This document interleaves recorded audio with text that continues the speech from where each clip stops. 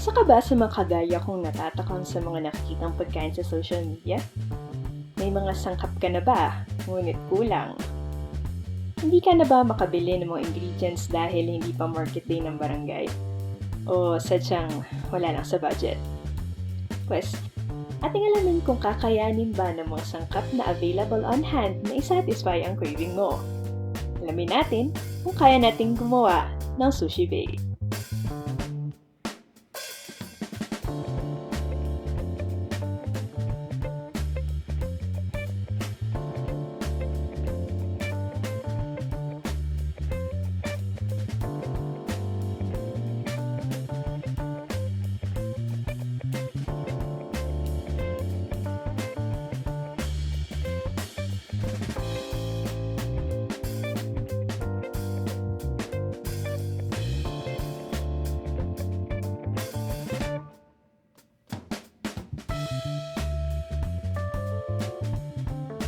Before we prepare everything else, let's cook rice. Unahin na natin ang kanin para kapag luto na ito, mas madali na siyang i-handle mamaya. Luckily, meron akong sushi rice sa pantry ko. Pinaghalo ko ang 1 part sushi rice at 1 part normal rice since bitin ang sushi rice na available sa akin.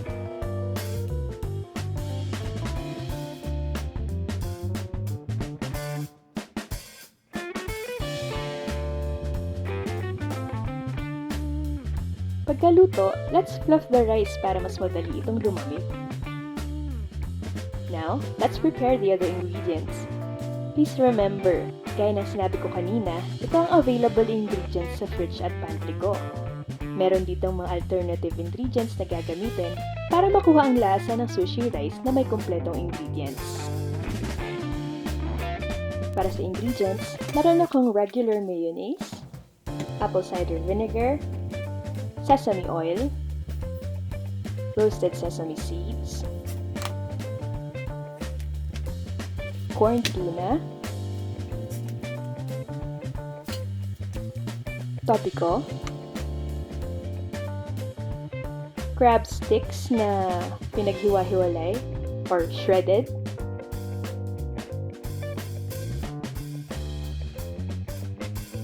at quick melt na hinati-hati. Ngayong kumpleto na ang mga ingredients, ipaghalo na natin ang mga dapat ihalo. Hindi ko na na-video pero inuna kong nilagay ang apple cider vinegar. Tapos, nilagay ko na rin ang asukal. Para sa 3 takal na bigas na niluto ko, naglagay ako ng tig 2 tablespoon ng vinegar at asukal.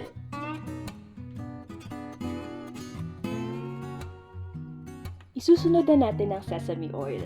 Around 1 tablespoon ang nakalagay dito.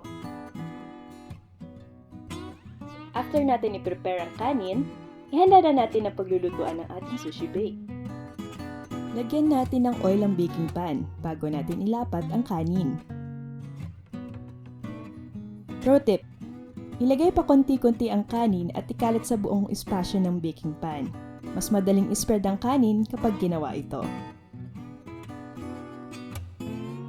Habang tayo nagsuspread ng kanin, magbibigay lang ako ng disclaimer. Ang mga measurement na ginamit ko sa paggawa ng sushi bake na ito ay base lamang sa mga nakita kong recipe, available ingredients, at sa panlasa ko. Ibang-iba ito sa mga recipe na pang-negosyo na kumpleto ang regado.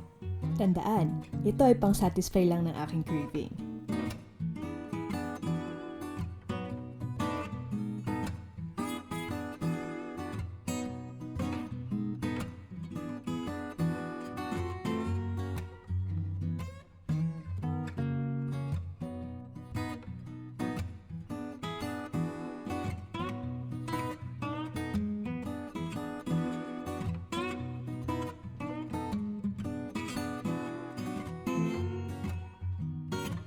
Ngayon naman, ihalo na natin ang crab sticks, corn tuna, at mayonnaise.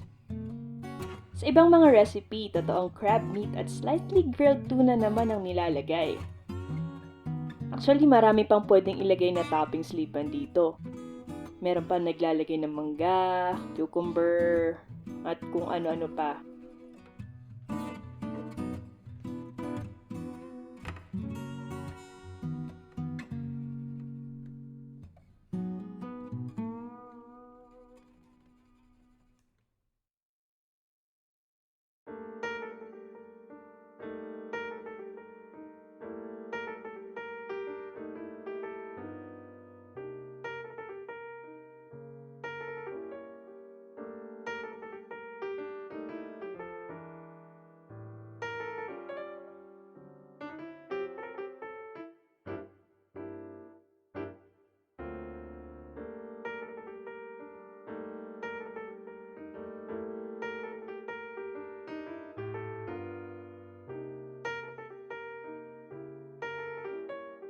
Pagkatapos haluin, ipatong na natin ang mixture na ito sa kanin.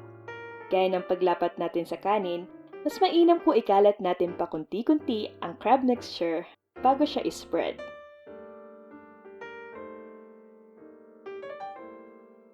After this, ihanda ng oven sa pagbe-bake. Iset sa 180 degrees Celsius.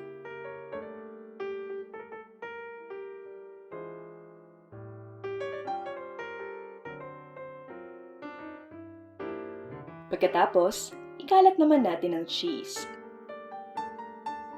Mas magandang ikalat ito sa maliliit na piraso para mas even ang pagtunaw nito.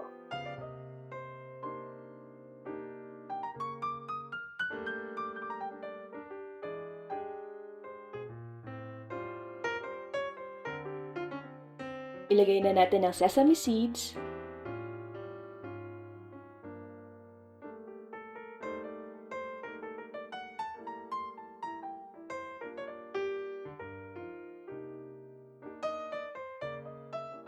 at tobiko.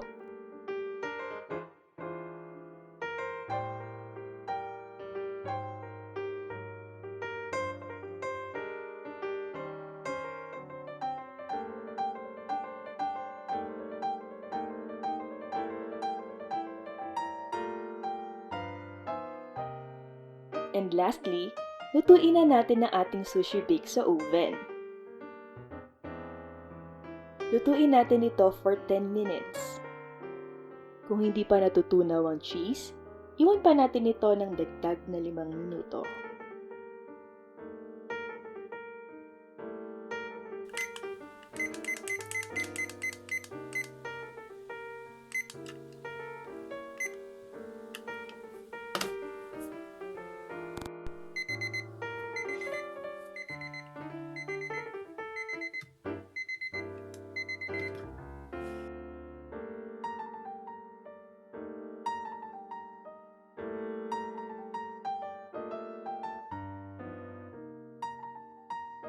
At ayan, nakaluto na tayo.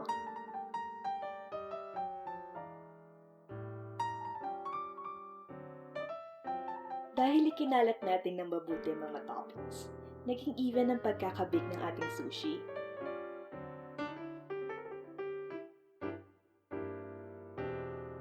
Palamigin ng kaunti ang ating sushi bake bago kainin.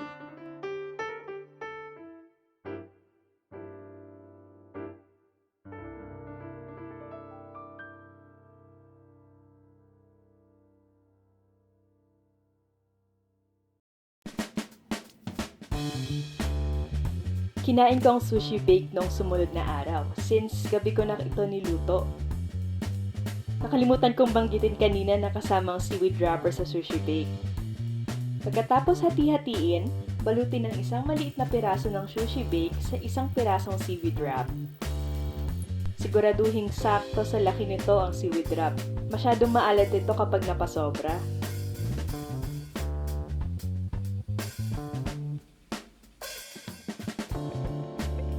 Swak ang sushi bake sa panlasa ko. Maalat na may halong tamis gawa ng asukal at vinegar doon sa kanin. Mabigat at nakakabusog rin. Lalo na para sa akin na solo ko ang isang tray.